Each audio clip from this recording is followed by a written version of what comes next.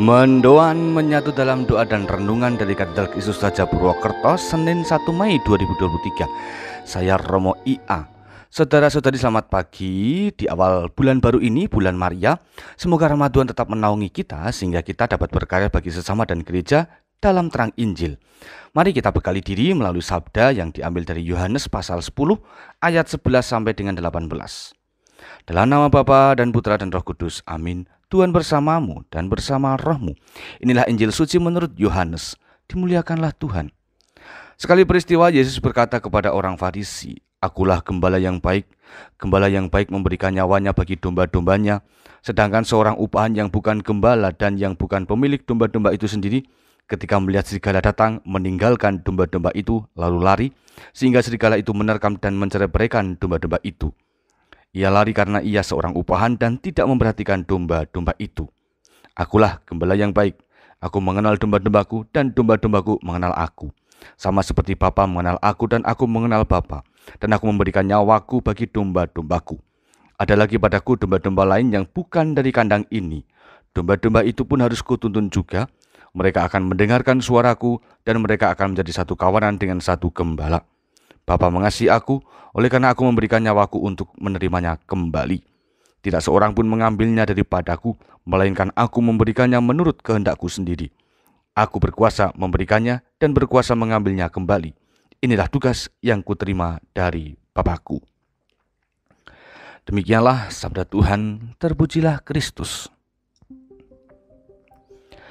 Saudari-saudara, sebagai gembala yang baik, Tuhan Yesus selalu menyatukan setiap muridnya demi keselamatan.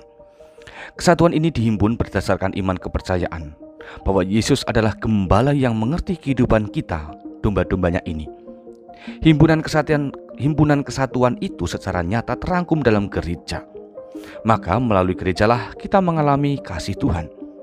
Usaha Yesus untuk menyatukan merupakan cara Tuhan mengasihi kita secara menyeluruh. Pengalaman dikasih tidak bisa lepas dari kehidupan real yang terjadi antara kita bersama dengan orang lain. Artinya, kita harus sadar bahwa Tuhan memberikan banyak orang bagi kita agar semakin mengalami kebahagiaan surgawi. Dalam perjalanan menghayati kesatuan inilah terkadang kita jatuh.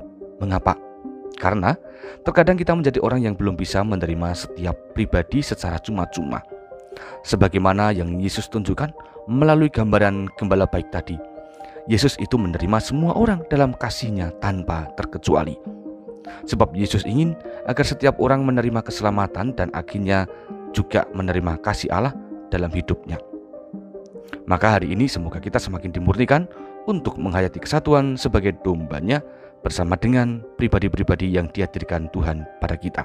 Tuhan memberkati. Marilah berdoa.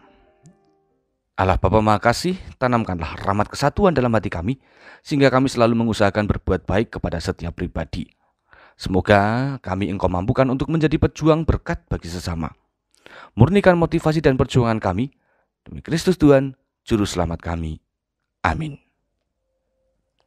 Tuhan bersamamu dan bersama rohmu, kita semua, keluarga kita, dan semua pribadi yang kita jumpai, serta rencana kebaikan kita, senantiasa dalam berkat Allah yang Maha Kuasa, Bapa, Putra, dan Roh Kudus. Amin.